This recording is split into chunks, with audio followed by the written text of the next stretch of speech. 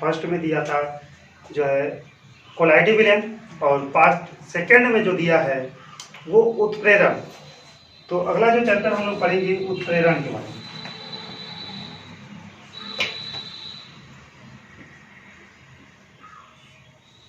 इसको हम लोग कहते हैं कैटालिसिस।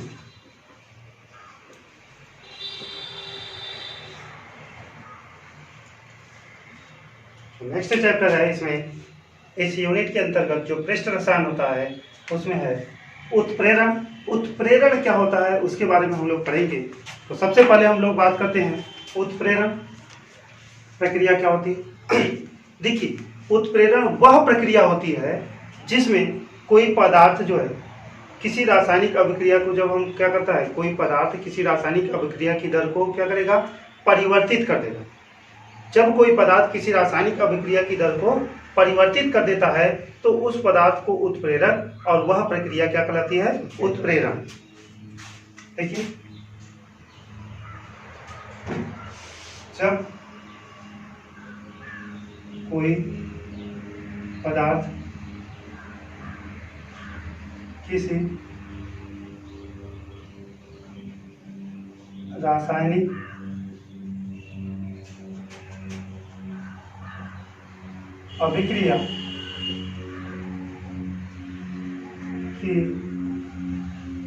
दर को, जब कोई पदार्थ किसी रासायनिक अभिक्रिया की दर को परिवर्तित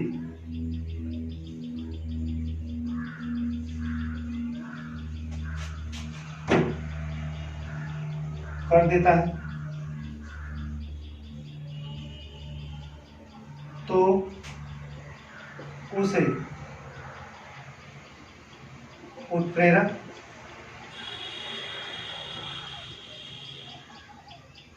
और उस प्रक्रिया को, जो प्रक्रिया हुई उत्प्रेरक तथा उस प्रक्रिया को उत्प्रेरण कहते हैं।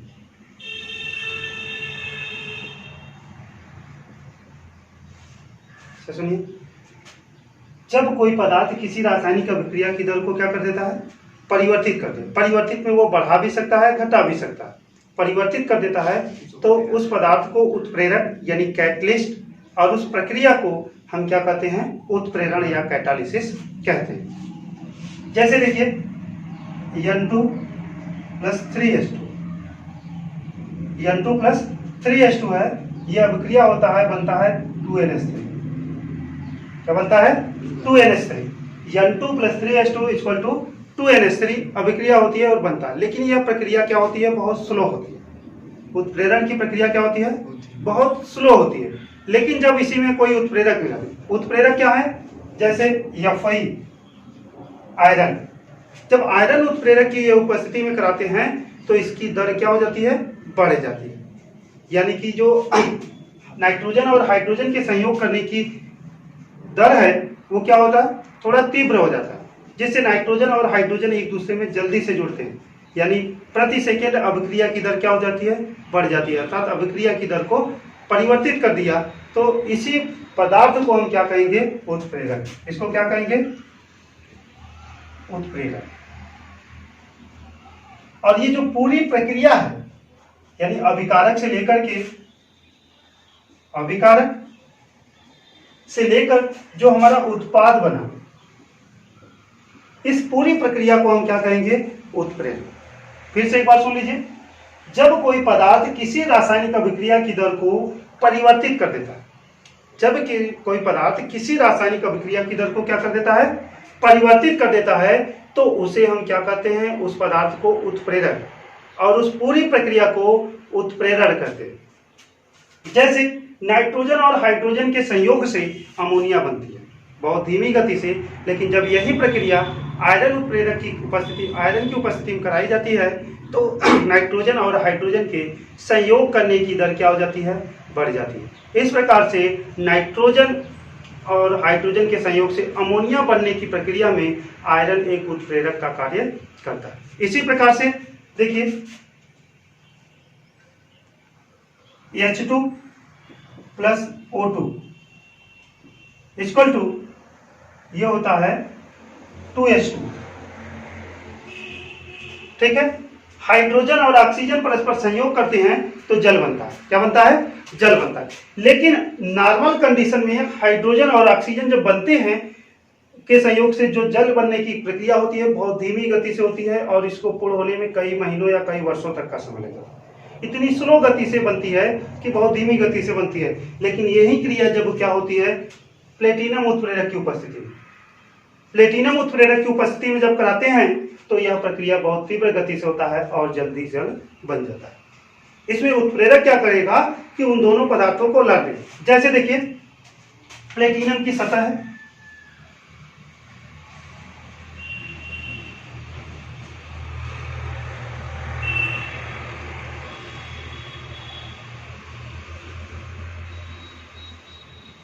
ठीक है, ये Pt प्लेटिनम है,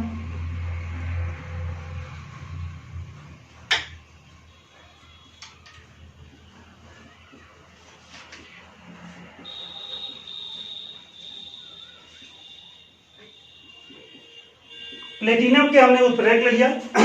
अब इसकी सतह पर प्लेटिनम क्या करता है, हाइड्रोजन को अपनी सतह पर अवशोषित कर लेता है। हाइड्रोजन का बंध बनता है इस तरह से, तो ये हाइड्रोजन आएगा ये टर्म इसकी सतह से ये जुड़ जाएगा,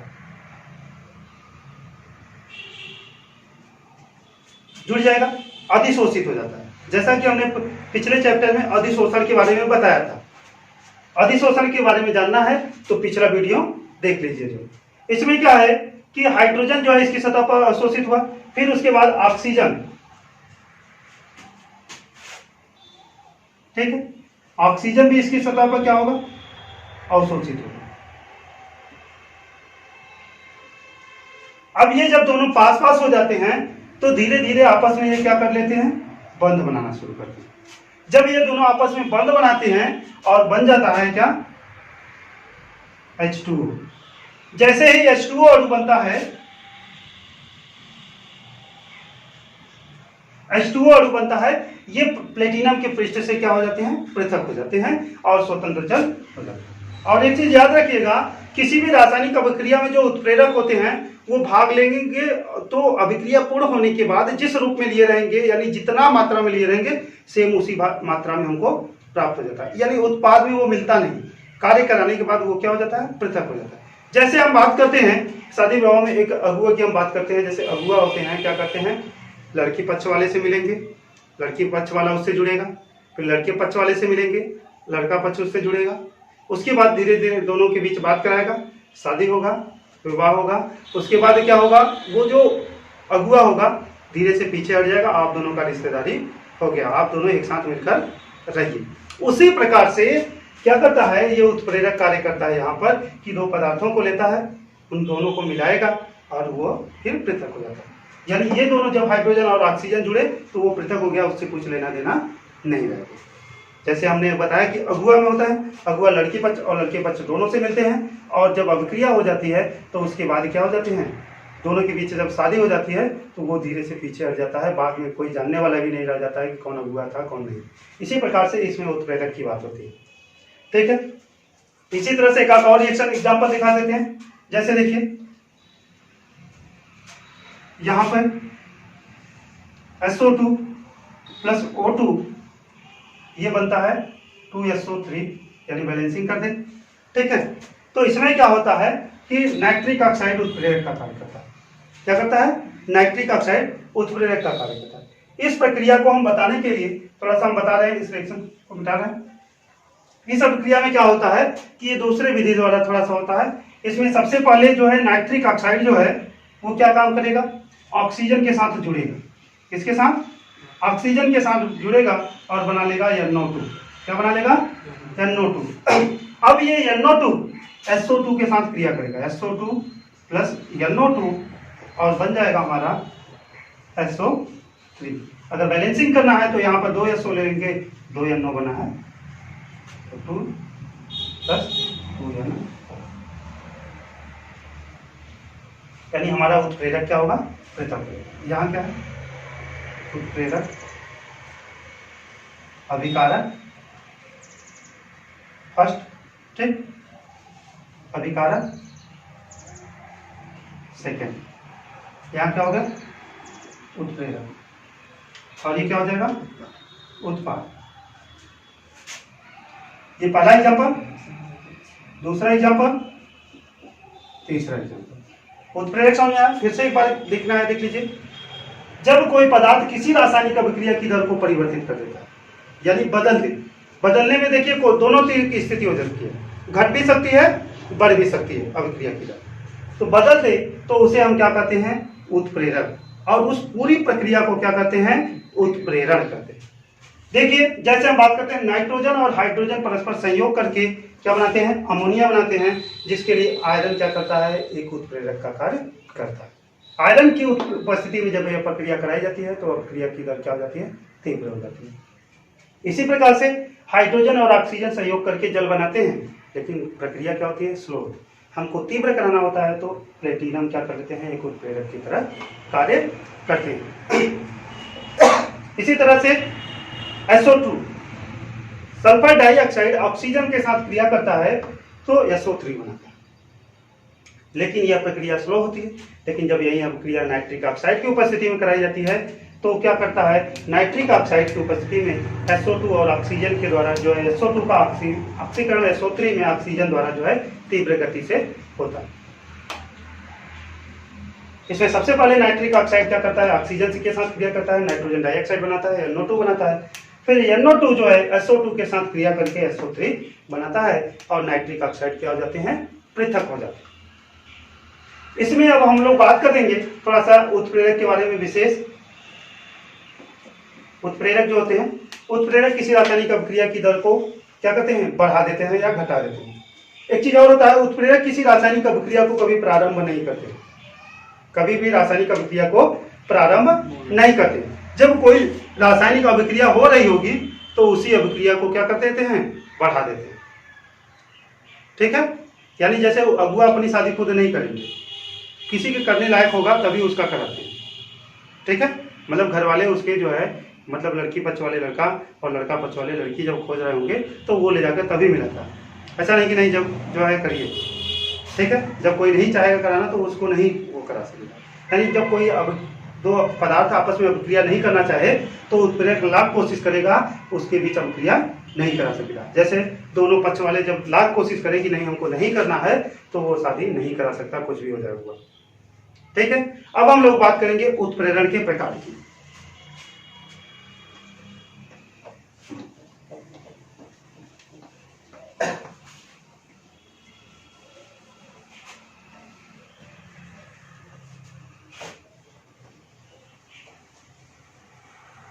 चलिए देखिए उत्प्रेरण के प्रकार की बात करते हैं।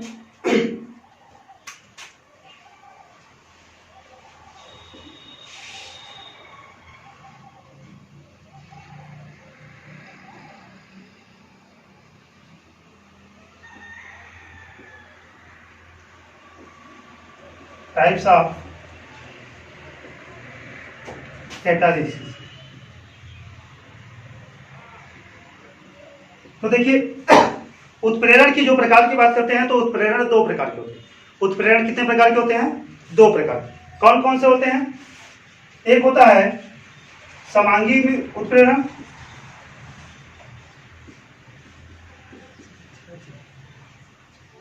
और दूसरा होता है विषमांगी उत्प्रेरण, हेट्रोजीनियस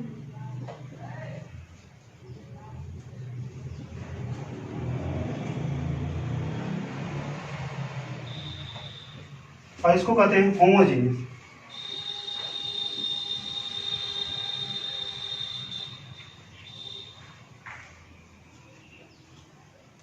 ठीक है, समांगी उत्प्रेरण क्या होते हैं इसके बारे में बात करते हैं। होमोजीनियस, होमोमिस होता है समान। समान का कहने का मतलब यह है जब उत्प्रेरक और अभिकारक, जब उत्प्रेरक और अभिकारक, समांगी उत्प्रेरण की बात कर रहे हैं। देखिए जब उत्प्रेरक और अभिकारक दोनों की प्रावस्थाएं समान होती है, दोनों की प्रावस्थाएं समान होती है तो उसे हम क्या कहेंगे समांगी उत्प्रेरण। यानी वह उत्प्रेरण जिसमें उत्प्रेरक और अभिकारक दोनों की प्रावस्थाएं समान है उसे समांगी उत्प्रेरण। यानी जो अभिकारक है और उत्प्रेरक है दोनों क्या है, सेम स्टेज में, सही अवस्था में। यानी कि ये ठोस है तो ये भी ठोस, ये गैस है अभिकारक तो उत्प्रेरक भी गैस हो, ये द्रव हो तो उत्प्रेरक भी द्रव हो। इसका मतलब समझ रहे हैं? यानी कि उत्प्रेरक और अभिकारक दोनों की प्रावस्थाएं समान हो, यानी सामने वाला ठोस हो तो ये भी ठोस हो, वो द्रव हो तो ये भी द्रव हो। तो ऐसे कंडीशन को हम क्या कहते हैं, समांगी उत्प्रेरण। जब उत्प्रेरक और अभिकारक दोनों की प्रावस्थाएं समान होती है तो उसे हम क्या कहते हैं, समांगी उत्प्रेरण। देखिए समांगी उत्प्रेरण का कुछ एग्जांपल, जैसे देखिए SO2 प्लस O2, यहां पर नाइट्रिक ऑक्साइड जो होता है उत्प्रेरक होता है, बनता है तो SO3, ये बैलेंसिंग कर देते हैं, ठीक है।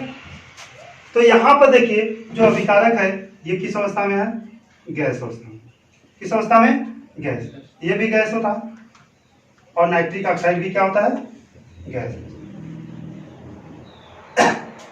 तो इसकी अवस्था और इसकी अवस्था क्या है, दोनों की समान है, दोनों सेम प्रावस्था में है, दोनों गैस अवस्था में है।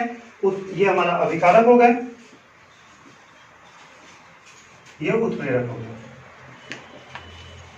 तो ये हमारे क्या अंश हो गए, समांगी उत्प्रेरक। जब उत्प्रेरक और अभिकारक दोनों की प्रावस्थाएं क्या हो, समान हो तो उसे हम क्या कहेंगे, समांगी उत्प्रेरक। इसी तरह से हम बात करते हैं विषमांगी उत्प्रेरक। विषमांगी हेट्रोजीनियस, विसमान, ठीक है। यानी कि हेट्रोजीनियस का मतलब होता है कि जब उत्प्रेरक और अभिकारक दोनों की अवस्थाएं भिन्न भिन्न हो, कुछ लेना देना नहीं, ये ठोस हो, द्रव हो या गैस हो, अभिकारक।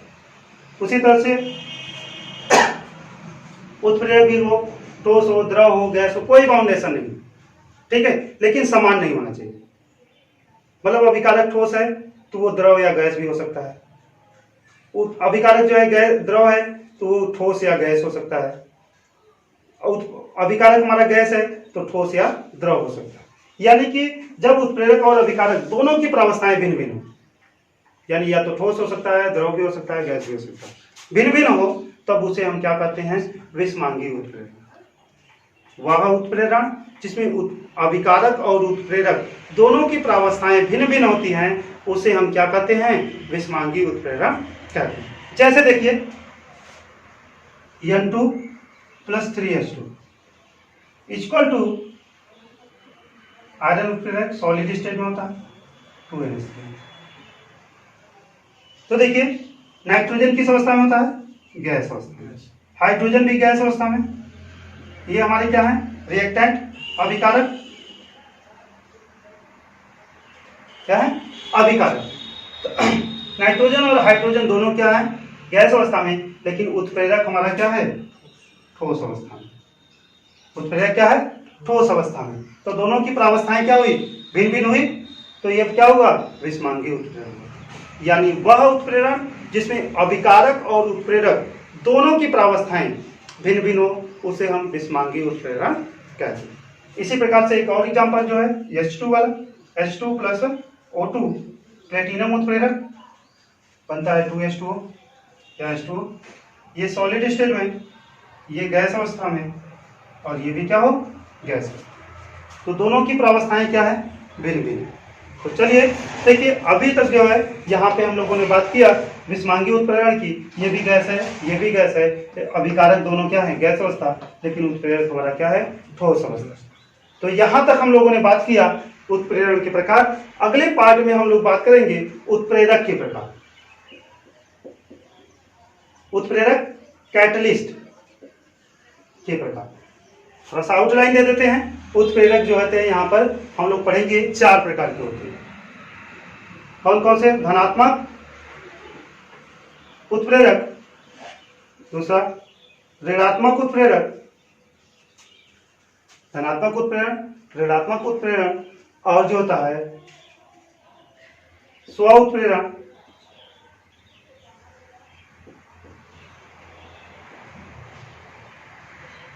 और होता है प्रेरित उत्प्रेरक।